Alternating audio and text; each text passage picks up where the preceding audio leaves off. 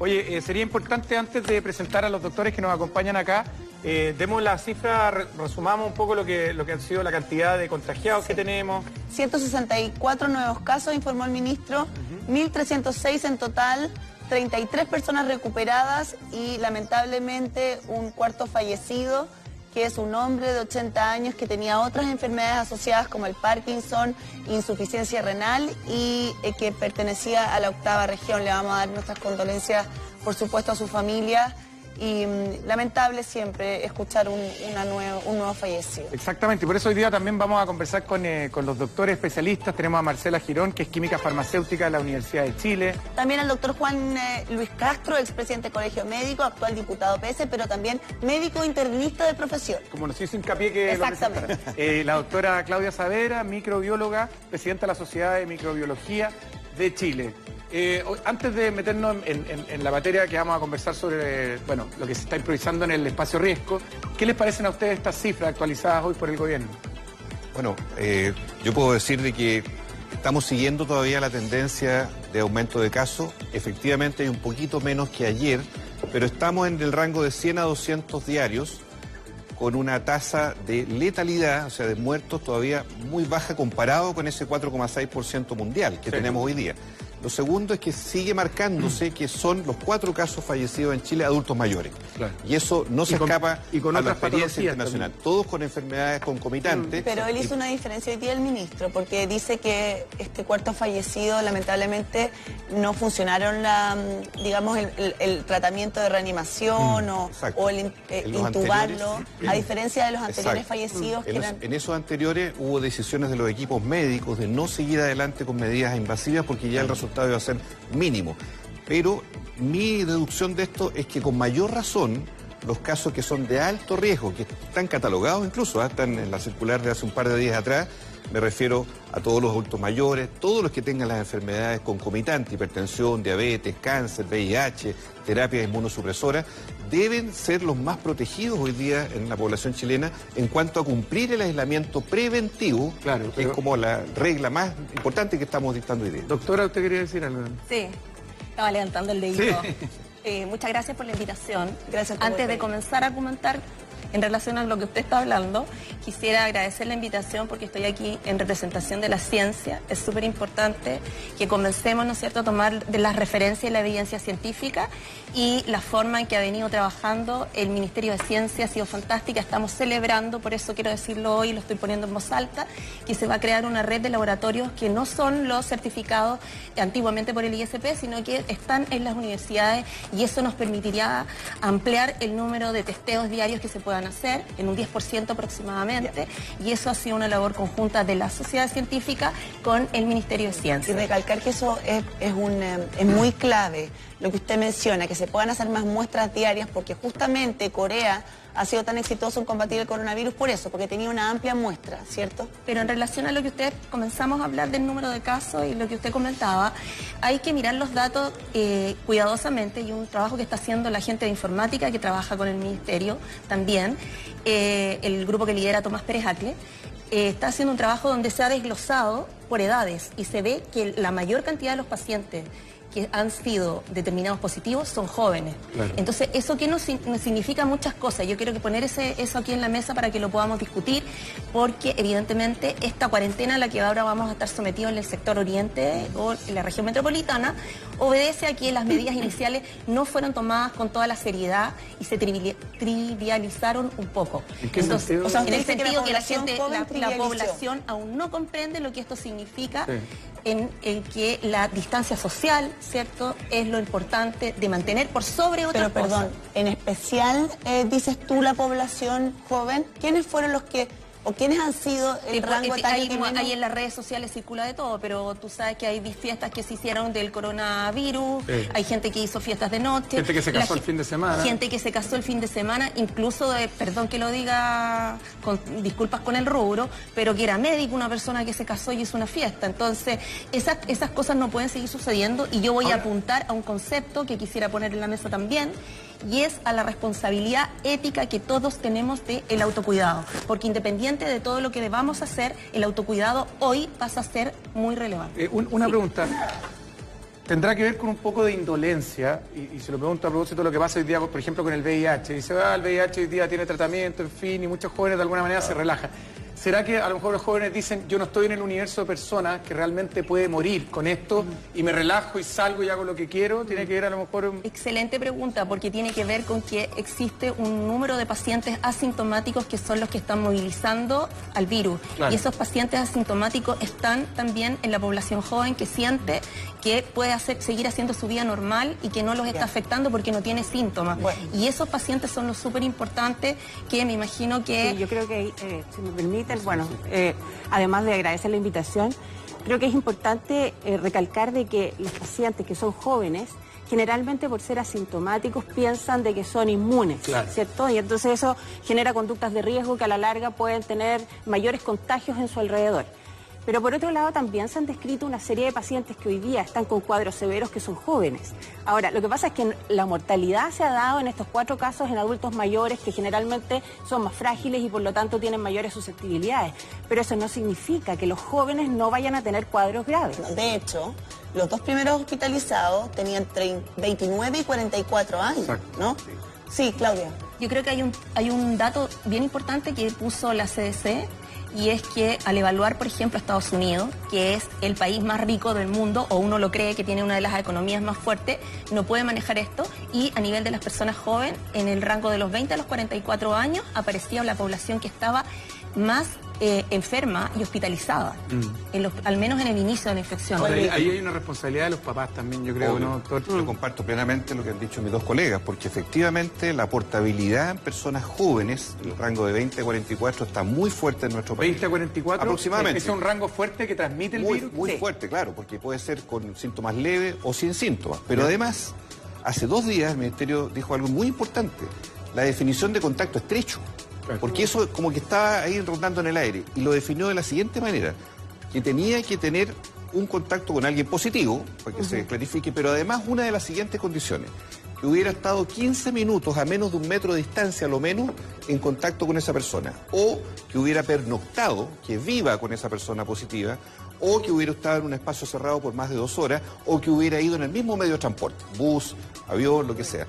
Esa definición hoy día que obliga a cuarentena, pero además, y esto es bueno que la gente lo sepa, da derecho a licencia médica. Eso es muy importante porque hay mucha gente que nos llama y nos dice, mire, me dijeron que era contacto, que era sospechoso, estamos esperando el resultado, no puedo ir a trabajar, pero también mi empleador no me acepta porque no tengo una licencia médica. Eso se ha resuelto ahora y es bueno que la gente lo pida, lo exija, además para que no vayan a otro médico, un segundo médico, un tercer médico pidiendo este instrumento que es la licencia. Volviendo al tema de los jóvenes también, bueno, ustedes son especialistas, Claudia, yo creo que ¿qué más, por ejemplo, puede salir de todo del cruce de información también? Eso. O sea, no te entendí muy bien lo del cruce de información. Yo creo que al revés, hay tanta información que muchas veces la gente no tiene a lo mejor el mensaje claro por el exceso de información. Entonces, en el caso de la gente joven, una de las primeras medidas que se tomó, ¿cierto?, fue suspender las clases a nivel de colegios y de universidades. Perdona, pero por ejemplo, pero a lo que voy yo es, ¿por qué hoy día el mensaje, está bien, las medidas, la cuarentena, todo lo que, pero por qué el cruce de información es, ¿por qué el mensaje no es más directo? O sea, no tiene que ver solamente con si tú te contagias o no. Tú eres joven, tú le puedes generar la muerte a otro, que sea adulto mayor. Tú puedes, porque al transmitir el virus se lo pasa a la población en mayor riesgo. A eso es lo que voy, como hacer un hincapié más fuerte en eso. Bueno, pero yo creo que tiene que ver también con una cosa cultural que vamos a tener que cambiar. Pues el chileno es refractario, ¿cierto?, a las indicaciones y a las instrucciones. ¿Por qué no explicas eso? El chileno es refractario y en especial, ¿qué grupo etario es más refractario? Mira, no sé cuál es el grupo etario refractario, yo diría que toda la población. Dime cuántas personas al día, por ejemplo, cruzan por la mitad de la calle o están en una esquina esperando el semáforo y no se aguantan y cruzan igual. Entonces eso te demuestra que hay una cosa cultural. O, por ejemplo, antes cuando uno estaba en el supermercado esperando en la cola del pan, ¿cuántas personas te pasaron por encima y sacaron el pan primero y pensaron y salieron y socialmente nadie los castigó porque mostraste el pan y dijiste, oye, me saqué el pan primero y todo, y no pasa? Entonces yo creo que ahora, precisamente, ese cambio cultural se tiene que extrapolar a todo. Yo me refiero al metro, por ejemplo. ¿Te acuerdas que el día lunes creo que hubo una foto que empezó a circular donde toda la gente, cuando el metro no se había abierto, la gente estaba afuera? Entonces, a eso me refiero. O sea, tenemos medidas gubernamentales, los científicos decimos cosas, los médicos nos dicen otra, pero ¿dónde queda nuestra responsabilidad de haber esperado el metro afuera con distancia? Bueno. Entonces, ahí viene un punto difícil también, porque yo creo que aquí viene una coordinación de todos los niveles sociales, de todos los niveles de la sociedad, por decirlo de alguna manera, donde los empleadores, por ejemplo, nos tendrían que decir que podemos llegar 10 minutos más tarde o que no tenemos que subirnos, por ejemplo, si alguien nos manda a buscar en un transporte, en ese transporte no sentarnos todos juntos y a lo mejor si ese transporte es para 4 personas, ahora es momento de que nos subamos 2 o si son 6, no pueden estar todas las personas, la cercanía pasa a ser muy importante. Por ejemplo, yo por suerte no tengo a nadie y está seguramente saltando algunas gotas de mi saliva y probablemente estoy dejando infectado, pero no se preocupen, traje mi alcohol gel. No, nosotros estamos limpiando también todo el tiempo. Es que habla súper, perdona, habla muy bien, muy clara, y yo creo que el gran problema que hemos tenido estos últimos días, Diana, es que, por ejemplo, veíamos hoy día la cantidad de información que hay, o sea, cómo saco un permiso, cómo hago esto otro, qué puedo hacer, qué no puedo hacer. Entonces, yo no sé si los científicos se han escuchado en ese sentido. Yo creo, si me permiten, que vamos a poner a prueba todo este cuestionamiento desde hoy a las 10 de la noche en las 7 comunas. ¿Por qué? Porque mucha gente tiene la compulsión de salir a comprar pensando que va a estar 7 días totalmente encerrado. O sea, y dice, partimos en la mañana con esa información y con las colas. De todo, o voy a comprar remedios de más. Claro. Y ahí se ve el criterio o no de imprudencia, es decir, hasta dónde una persona realmente tiene necesidad de ir, de guardar esa distancia, por ejemplo en la farmacia, no más de 2 personas o clientes dentro del recinto. ¿Y por qué no hace un llamado? Porque efectivamente hay 7 comunas que a partir de hoy van a entrar en una cuarentena total y eso provoca ansiedad. Claro. O sea, sí o sí, a todos nos provoca ansiedad. Le hago un llamado derechamente a toda la gente que vive en las 7 comunas que desde hoy en la noche, por una semana, prorrogable quizás, van a estar en aislamiento estricto, y eso significa que, por favor, no tengamos tendencias impulsivas a querer pasar por sobre otro, no respetar la distancia, estar hacinados en un local esperando en una fila, pero no aceptando que las condiciones son de más lentitud en la entrega y en la compra, pero no con esas condiciones. Llevamos 24 días ya en esta crisis, Claudia, y efectivamente todavía yo creo que hay gente que de repente tiene la siguiente actitud de decir, ya, yo estoy en cuarentena, pero tengo que ir a comprar un par de cosas a la esquina, voy y vuelvo, ¿qué me va a pasar? O voy y vuelvo, ¿qué voy a traer de vuelta? Todavía hay gente que a lo mejor no se... Y hasta antes de la cuarentena todavía había gente que se juntaba con pocas otras personas, pero que se juntaba. Es más, hasta el fin de semana pasado. Sí, de hecho, que hacía comidas en su casa. Entonces, en fin. ese es el tema que yo digo que tenemos, del cual tenemos que ser conscientes también. Yo creo que además hay un tema cultural, como decía Claudia, pero hay una... Basta con que a la gente le digan que no puede, parece que le dieran más ganas para hacerlo. Eso yo creo que hay una cuestión de conducta. Pero por otro lado está una sensación de acaparamiento respecto, no tan solo en los supermercados, lo mencionaban también en términos de lo que ocurría en las farmacias.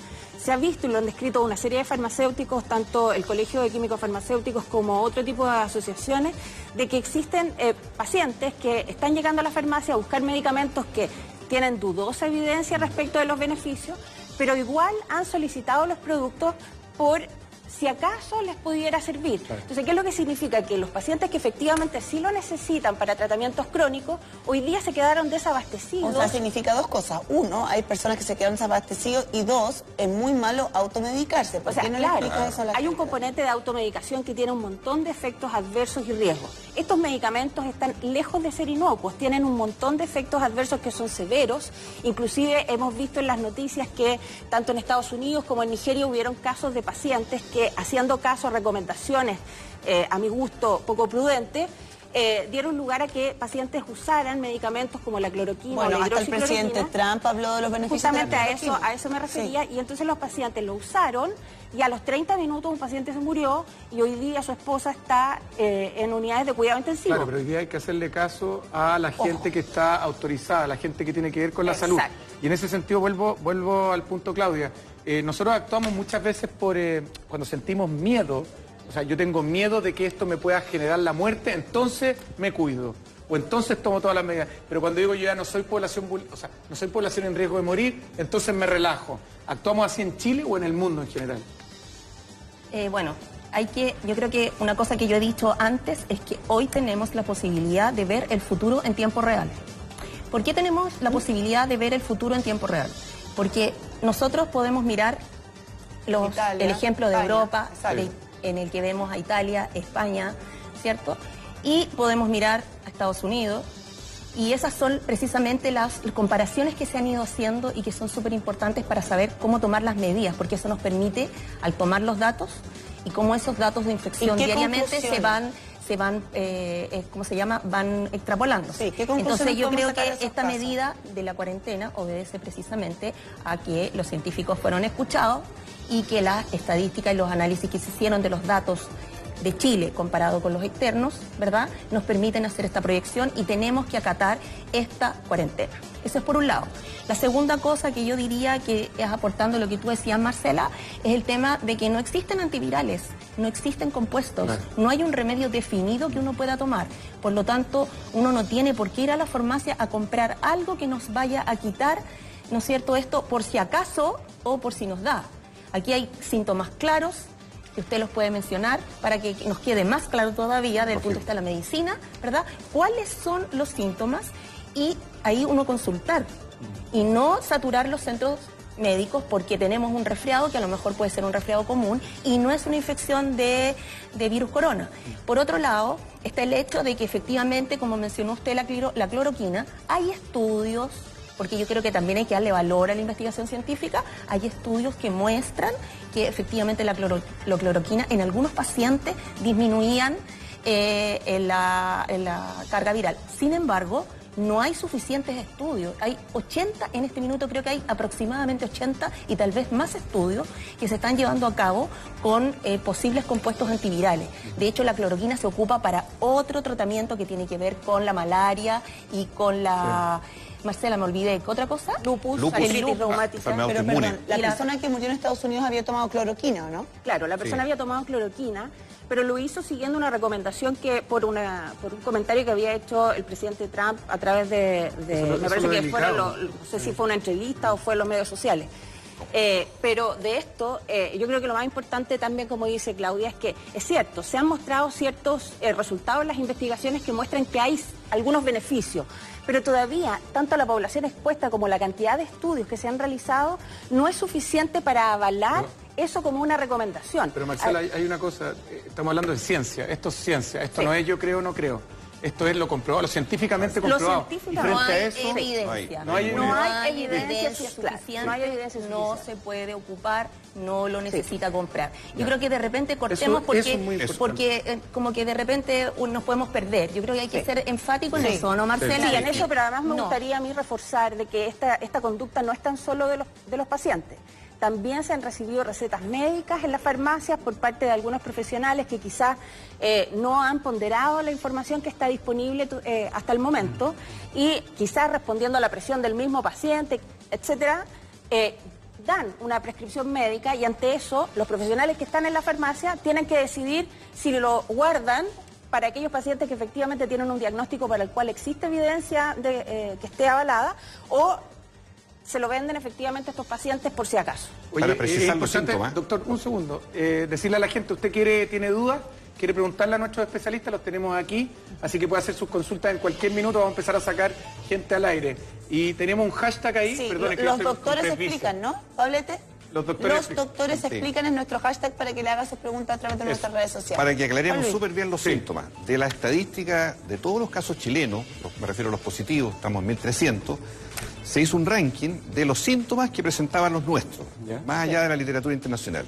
La tos es un síntoma que está presente en muchos casos, es una tos más bien seca y que por lo tanto persiste en el tiempo. La dificultad para respirar, cierto jadeo, cierto ahogo, por decirlo así, está muy presente. ¿Y la fiebre? La fiebre estaba menos presente, esto es importante decirlo. Y ahí uno puede hacer una serie de hipótesis. Hay mucha gente que en la automedicación que mencionábamos toma paracetamol, toma un trioval, toma otros remedios y enmascara, por decirlo así, la fiebre. Entonces, no se han encontrado en los casos chilenos tanta frecuencia de fiebre. ¿Pero qué frecuencia? Que no significa... Porque hoy día leíamos en el Publimetro que había solo un 9% de los casos positivos en Chile había presentado fiebre, pero Isquia Siches, la presidenta del Colegio Médico, me corrigió esa cifra. Es más. Es más, es un mucho 70%. más. 70% ya. No, es cardinal tenerlo claro que es así. Sí. Pero además de eso, digamos con claridad que el dolor de cabeza también y la anosmia, que lo tocamos aquí el otro día, que son síntomas que han ido apareciendo, o sea, la pérdida del olfato prematuramente, porque afecta a las mucosas, también son síntomas que motivan la consulta. Y frente a eso, más allá de toda la automedicación o largarse a comprar antivirales, vacuna va a haber en un año más, tenemos que ir a la consulta médica, porque es ahí donde es posible generar una objetividad. ¿Por qué te digo esto? Porque hoy día también hay resfriados dando vueltas, resfriados comunes y corrientes, para que no haya una psicosis y que todo es coronavirus. Pero tenemos que ir diferenciando y eso no lo puede hacer cada persona por sí mismo. Tiene que ir a una consulta médica, al CEFAM, a la posta rural, en las comunas más apartadas, en un médico de urgencia. Pero eso tiene que tener un criterio. Por suerte, el aparato del Estado tiene todo el control hoy día de lo público y lo privado. Que eso es muy importante para evitar la diferencia y que tengo que pagar tanto, ¿no? Y eso es una buena medida que se anunció hace un par de días atrás. Lo mismo que la rebaja en el precio máximo del test a 25.000 pesos. Lo ideal es que fuera gratis, creo que sería lo óptimo, varios países lo tienen así. Pero ya es un avance concreto para acceder a estos test que cada día son más necesarios. Me gustaría preguntarle 2 segunditos, Marcelita. Claudia, ¿cuántos muertos crees tú que van a haber en nuestro país? No, qué pregunta me quiere... Te lo pregunto no, ahí yo no puedo tomar una... No te puedo dar... Perdona. Es que yo ¿sabes creo lo que pasa? Esa respuesta es súper difícil. Yo sé que no, ¿cierto? pero a lo que voy es que, muy cortito, hemos visto tantas estadísticas, yo estos últimos días, no sé, ustedes se meten a Instagram y uno ve, mira, acá habla el especialista de la curva, cómo crece, cómo van creciendo los otros países y todo, y uno también de alguna manera se preocupa y dice, ¿esto realmente pueden haber miles de personas muertas en Chile? Bueno, mira, yo creo que hay que considerar lo siguiente. La infección se ha comportado de manera distinta en distintos países. O sea, por ejemplo, en Italia fue muy agresiva y se muere mucha gente, o sea, ha muerto mucha gente. Y, en España también, ambos tienen más fallecidos que China incluso. Claro. Entonces hay muchos fallecidos, pero parece que hay una infección que sería diferente a la de acá.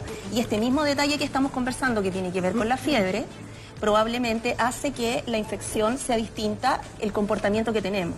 Yo creo que hay que considerar una cosa que es súper importante, y es que estamos frente a una enfermedad nueva. Y como es una enfermedad nueva, no sabemos cómo se va a comportar en esta población chilena. ¿La Marcela no está de acuerdo con lo que...? No, yo creo que, o sea, no sé si más que no estoy de acuerdo, me gustaría complementarlo. Por supuesto que la mortalidad está afectada directamente por la capacidad de acceder a recursos de mayor complejidad. Por lo tanto, si se nos dieran todos los casos de contagio que requieren hospitalizaciones y atención en camas UCI, naturalmente que ningún sistema de salud va a tener capacidad suficiente para poder atender a ese volumen de pacientes. Entonces, ¿qué es lo que se quiere hacer? Tratar de aplanar la curva de manera de que no se presenten todos los casos de una sola vez. Naturalmente, Italia y España, que fueron países que reaccionaron tardíamente a las medidas de aislamiento, lo que ocurrió es que hubo gran cantidad de contagios y se dieron pic que saturaron los sistemas y por lo tanto los profesionales y el sistema en general no era capaz de atenderlos y eso naturalmente que afecta en la cantidad de pacientes muertos. ¿Eso puede pasar acá? Eso puede pasar acá. Atención de guerra, elegir a qué paciente salvar. Pero yo me atrevo a hacer un pronóstico, me voy a atrever a hacer un pronóstico solo, no por especulación, sino solo sobre la proyección, en Chile, la dijo el ministro, de la letalidad en el mundo, 4,6%, si fuera a Chile. Si en Chile se cumpliera el pronóstico de la propia autoridad, 40.000 casos en el momento pic. Hablemos de fines de abril y le aplicáramos esta cifra, estamos hablando de 1.840 fallecidos. Si fuera la misma tasa mundial aplicada a Chile en el peor de los casos, eventualmente. Algunos pronósticos que hablaban de 100.000 contagios en Chile. ¿Eso es posible? El más negativo de todo. Es posible y la autoridad se ha dispuesto a eso. Recordemos que se ha dicho, mire, estamos... Lo que pasa es que el pronóstico más cercano es de 40.000, pero como todo es inflamable o puede ampliarse, se puede llegar a 100.000 perfectamente y hay que estar preparados para eso. Bueno, como vamos, hoy día, podríamos tener 3.000 contagiados probablemente... La próxima semana. La próxima semana, claro. Lógico. Si vamos subiendo así la curva. Exactamente. Sí, Claudia. Perdón, yo creo que estamos a tiempo. Hay un ejemplo que es muy educativo, que es el de la gripe española en Estados Unidos. Sí. En Filadelfia, por ejemplo, no tomaron estas medidas de resguardo de la distancia social y uno ve que en un periodo muy corto de tiempo toda la gente se enfermó al mismo tiempo y se murió muchas personas. Y en paralelo, cómo San Luis había visto el ejemplo, entonces tomó las medidas de resguardo a tiempo y efectivamente, como acabamos de decir acá, que tanto ya todo el mundo se maneja con esto del aplanar la curva, que significa tener menos infectados, no se murió tantas personas. Yo creo que estamos a tiempo, yo creo que ese es el mensaje que deberíamos decir, que si nosotros cumplimos las indicaciones y que si mantenemos la cuarentena y respetamos el espacio y la distancia social, que es lo más importante, probablemente ese número proyectado de ahora puede cambiar. Por eso te decía yo que los datos cambian día a día y uno tiene que estarlo visualizando. A propósito de la cuarentena y de la medida que comienza a regir hoy, solo para 7 comunas de la región metropolitana, ¿a ti te parece que esta medida debiera ser más restrictiva y que se debiera extender a otras comunas, no solo de la región metropolitana, sino que del resto de Chile? ¿La cuarentena total? No es correcto, según lo que dicen los especialistas. La verdad es que nosotros como Sociedad de Microbiología hemos estado en contacto con la Asociación de Municipios de Chile y ellos como nos pidieron asesoría como para plantearnos preguntas y consultas respecto al tema, y además estamos conversando también con la Sociedad de Infectología con la que hemos tenido... tenemos coincidencias, por decirlo así. Entonces, en este caso, yo creo que las medidas que se están tomando de restringirnos a los lugares que hay más contaminados, porque hay sitios de Chile que no hay contaminación, que serían como unos verdaderos oasis. Entonces, lo que tenemos que hacer es tratar de que no se produzca movilidad y que la gente que es asintomática o que no tiene síntomas, que no siente que está enfermo o que porta al virus, como si los tuviera. Actúa como que es normal, claro. Y esa persona es un vector que se moviliza por el país. Entonces, esa yo creo que es la mejor de las estrategias. Yo discrepo no tanto de ella, sino más bien de la estrategia general en lo siguiente. Me tocó contactarme anoche con un destacado médico chileno, Felipe Terán, que es intensivista en Nueva York, que está en la línea de fuego, y ve cómo están desbordados en este momento en Nueva York, precisamente por la cantidad de escasez de camas, de ventiladores, y él hacía una crítica a esta pregunta muy razonable. Decía, ¿cómo va a ser posible en urbes tan grandes como capitales tipo Santiago u otras, separar y dejar un perímetro conocido para que la gente en esos bordes ilimitados en las 7 comunas con el resto pueda no haber flujo de personas o de tránsito que evite la transmisibilidad? Es muy difícil, va a estar a prueba desde mañana. Mañana vamos a estar sabiendo si de verdad hay cumplimiento o no, porque lo que recomiendan, por lo menos los que piensan como el doctor Terán, yo pienso lo mismo, debiéramos ser más estrictos en cuanto a que el conjunto de la región, que tiene el 60% de los casos de Chile, tuviese un perímetro sanitario más duro, más estricto. Porque esto yo no digo... Cuarentena total a todas las regiones, claro, a todas las comunas de Santiago. Yo digo, logística tiene que haber, no se puede impedir el abastecimiento, la gente tiene que ir a la farmacia, los alimentos, y eso es inevitable. Pero, del punto de vista de que se respete este aislamiento que parte hoy día en la noche en estas 7 comunas, yo creo que está por verse. ¿Por qué? Porque en los días posteriores, no al tiro, vamos a tener que ir viendo si baja o no el nivel de contagiados positivos, más aún si baja el nivel de sospechas, porque hay más de 10.000 personas en las comunas que están bajo sospecha de vigilancia, y eso va a ser un indicador si la medida es efectiva o hay que avanzar derechamente al aislamiento en la región metropolitana. Tenemos una pregunta de Ángela de Lo Prado, que está al teléfono. Ángela, muy buenos días, ¿cómo estás? Hola, buenos días. Cuéntanos, ¿cuál es tu pregunta? Mira, lo que pasa es que yo quiero consultar porque estoy con 36 semanas de embarazo y tengo fecha para el 20 de abril, que se supone que es como el boom del virus. Y me gustaría saber qué riesgo corro yo y mi bebé al llegar al hospital y que nos podamos infectar él o yo. ¿En qué hospital te atiendes tú? En el San Juan de Dios, me toca ir a ese hospital. Perfecto, muchas gracias, Ángela. Vamos a responderte acá. ¿Quién quiere responder? ¿Ella tiene 36 semanas de embarazo? Ella está hoy día en una condición de embarazo de término, está hoy día en un momento en que perfectamente, desde luego me imagino que se vacunó, porque está dentro del grupo de vacunación completa, pero además tiene todas las garantías de poder atender su parto en las condiciones óptimas en las próximas 2-3 semanas, no tiene más tiempo.